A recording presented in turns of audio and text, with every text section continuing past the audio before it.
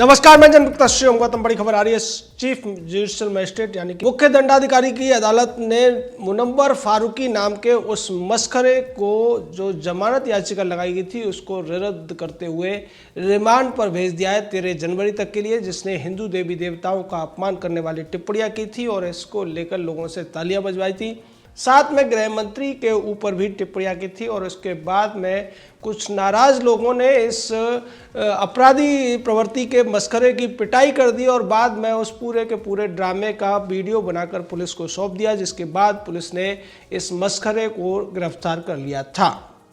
यह मामला इतना छोटा भी नहीं है, क्योंकि इसको लेकर जिस तरीके से कांग्रेस पार्टी फिर उसके बचाव में उतर पड़ी। कांग्रेस पार्टी के कई नेता इस पूरे मामले की तुलना शार्ली एब्दो जैसे मामले से करने लगे, जहां पर एक प्रॉफिट का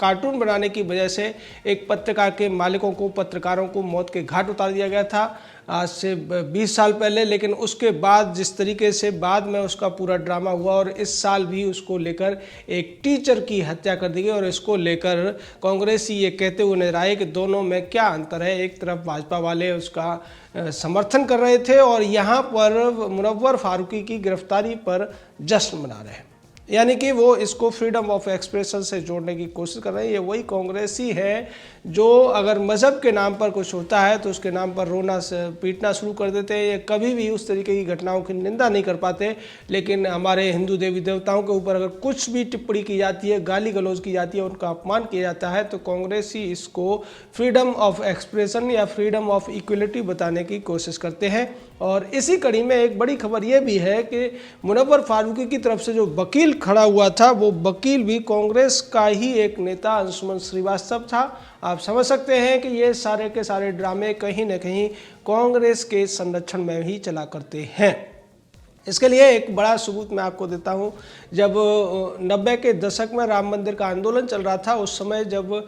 तमाम लोग कारसेवक के तौर पर जाने की बात कर रहे थे, उसी समय कांग्रेस प्रायोजित एक ट्रस्ट हुआ करता था, सहमत ट्रस्ट, जिसका के मालकिन थी शबनम हाशमी, जो कि सफदर हाशमी की पत्नी थी, जिसकी हत्या हो गई थी और बाद में उसको कांग्रेस की कृपा से एक बड़ा बंगला मिल गया था जिसमें उसने सहमत ट्रस्ट बना दिया था। इस ट्रस्ट ने एक प्रदर्शनी लगाई थी उसी 90 के दशक में और उसमें माता सीता के ऊपर, श्री राम जी से ऊपर और पूरी की पूरी रामायण के पात्रों को लेकर जिस तरीके की अपमानजनक टिप्पणियां, कार्टून बनाए गए थे। लेकिन उस समय दुर्भाग्य से सोशल मीडिया नहीं था और केवल मेन स्ट्रीम के कुछ अखबार थे और टीवी मीडिया भी उतना ज़्यादा कारगर नहीं था, जिसकी वजह से ये बात ज़्यादातर लोगों तक नहीं पहुंची और ये कई महीनों तक चलता रहा था। कई पत्रिकाओं में उस पर आर्टिकल लिखे गए थे और इस सबको अभिव्यक्ति की आज़ादी के तौर पर दिखाने की कोशिश की गई थी, जबकि शबनम हाशमी एक कट्टरपंथी मुस्लिम थी। उसके द्वारा ऐसा किए जाने पर पुलिस को कार्रवाई करनी चाहिए थी, सरकार को कार्रवाई करनी चाहिए थी, लेकिन ऐसा नहीं हुआ और ये बहुत दिनों तक चलता रहा। कांग्रेस के ज़माने में जब मनमोहन की सरकार हुआ करती थी, मनमोहन रूपी भारत के सबसे बड़े अनर्थशास्त्री की सरकार एक ऐसा कानून लेकर आने वाली थी कि अगर दंगे होंगे तो उसमें जो अल्पसंख्यक हैं वो कोई भी अपराध कर दें, बलात्कार कर दें, आगजनी कर दें, हत्या कर दें, उनके ऊपर केस नहीं चलेगा, लेकिन बहुसंख्यक लोगों के ऊपर ही ये माना जाएगा कि उन्होंने ही अपराध किया है। और इसी तरीके की सोच कांग्रेस की पिछले 70 साल के जो आज़ादी का इतिहास रहा है उसमें रही है। कांग्रेस के जितने प्रधानमंत्री हुए या कांग्रेस के नेता हुए हैं वो इसी तरीके की सोच रखते हैं। वो बहुसंख्यक समाज से एक जानी पहचानी दुश्मनी रखते हैं, चाहे जवाहरलाल रहा हो या फिर बाद में डी फैक्टो रूलर के तौर पर, डी फैक्टो प्राइम मिनिस्टर के तौर पर काम करने वाली राजीव गांधी की बेवा सोनिया गांधी उर्फ एंटोनियो माइनो रही हो। ये सब के सब ये मानकर चलते हैं कि देश का जो बहुसंख्यक है उसके खिलाफ आप कुछ भी बोलो, कुछ भी करो, ये अपराध नहीं है, लेकिन अल्पसंख्यकों के खिलाफ अगर कोई बात होगी तो उस पर निश्चित तौर पर कड़ी से कड़ी सजा होनी चाहिए। लेकिन इन लोगों के मंसूबे धरे के धरे रह गए जब 2014 के चुनाव में इन्हें करारी शिकस्त का सामना करना पड़ा, करारी हार का सामना करना पड़ा और तब से कांग्रेस अभी विपक्ष में बैठकर इस तरीके की साजिशों को अंजाम देती रहती है। जैसा कि राम मंदिर वाले मामले में सुप्रीम कोर्ट में जब सुनवाई के लिए आया था तब कपिल सिब्बल ने कहा था कि ये मामला 2019 के चुनावों से पहले नहीं निपटना चाहिए, उससे पहले इसमें फैसला नहीं आना चाहिए, क्योंकि सिब्बल को डर था कि चूंकि तथ्य इस बात की गवाही दे रहे हैं, सारे सबूत, सारे प्रमाण इस बात को चीख चीख कर कह रहे हैं कि वहाँ पर पहले से राम मंदिर था और राम मंदिर ही होना चाहिए, यही न्याय का तकाजा था। और इसी से डरकर कपिल सिब्बल ने मांग की थी। उसे लगता था कि 2019 के चुनाव से पहले अगर राम मंदिर का फैसला आ गया और वहाँ पर राम मंदिर बनाने की बात का आदेश मिल गया तो ये भारतीय जनता पार्टी को बहुत बड़ी जीत दिला देगा। लेकिन उसके बावजूद जिस तरीके से भारतीय जनता पार्टी की सरकार दोबारा से जीत कर आई, राम मंदिर के मामले में भी फैसला श्री राम जन्मभूमि के पक्ष में हुआ, उसके बाद कांग्रेस और ज़्यादा तिलमिला गई और वो इस तरीके की साजिशें करने लगी, चाहे ये मुनव्वर फारूकी हो या फिर एक दूसरा व्यक्ति जिसने एक माता काली की एक अश्लील चित्र बना दिया था और उसको लेकर भी कांग्रेस के लोगों ने उसका बचाव करने की कोशिश की थी। कांग्रेस भूल जाती है जब मुंबई के आज़ाद मैदान में किस तरीके से अमर जवान ज्योति का अपमान किया जाता है रोहिंग्याओं के मामले में, तब कांग्रेस को कोई दिक्कत नहीं है। इस तरीके से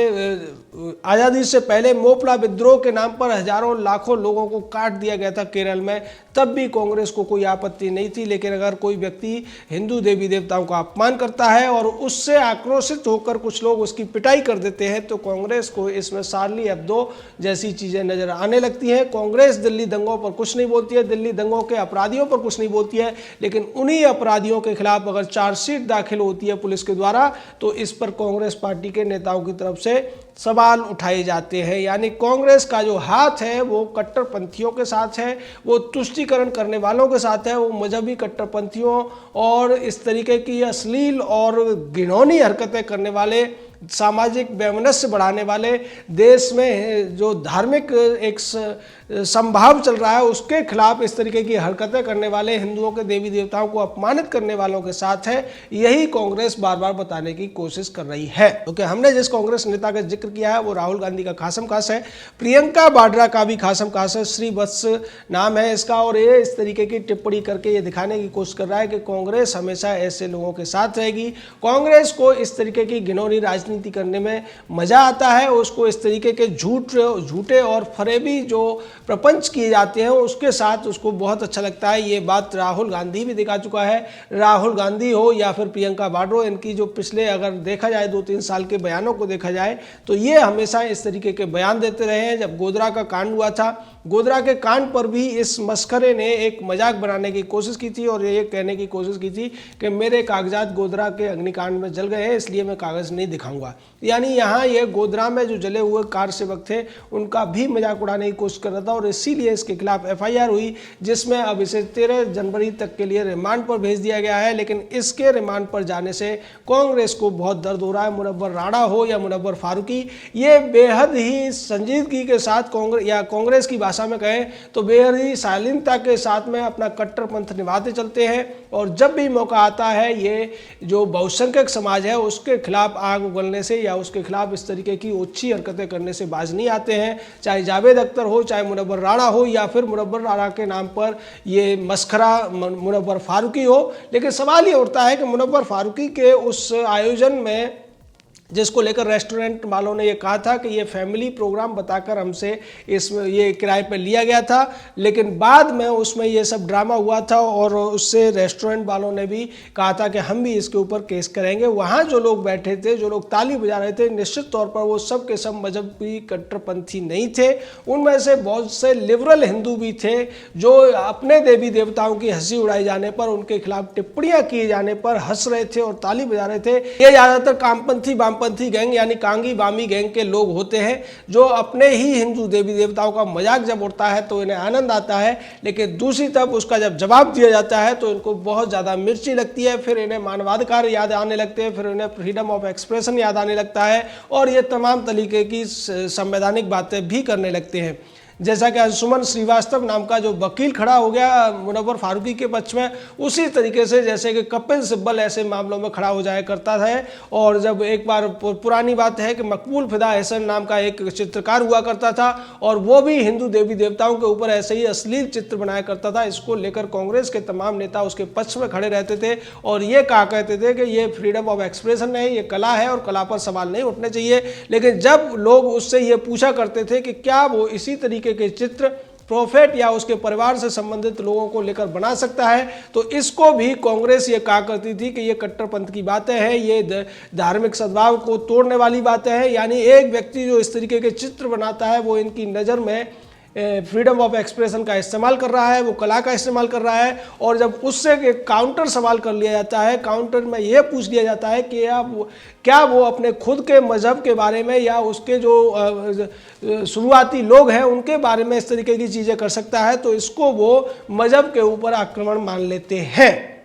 इस तरीके का वामपंथियों का एक पुराना हथियार चलता है। वामपंथी हो या कांग्रेसी, ये एक दूसरे के साथ हाथ में हाथ डालकर काम करते हैं। ये चाहे पर्दे के पीछे छुपकर एक दूसरे की मदद कर रहे हो या सामने आकर मदद कर रहे हो, लेकिन इनका एक ही मकसद है कि इस देश के बहुसंख्यक समाज को अपमानित करो, उसके खिलाफ कुछ भी हो उसका समर्थन करो, और जैसे ही बहुसंख्यक समाज इसके लिए कानूनी कार्रवाई करने के लिए सामने आए या कानूनी कार्रवाई की मांग करे, तो फिर उस पर यह सवाल उठा दो कि आपकी सहिष्णुता कहाँ चली गई, आपका फ्रीडम ऑफ एक्सप्रेशन कहाँ चला गया, आपका फ्रीडम ऑफ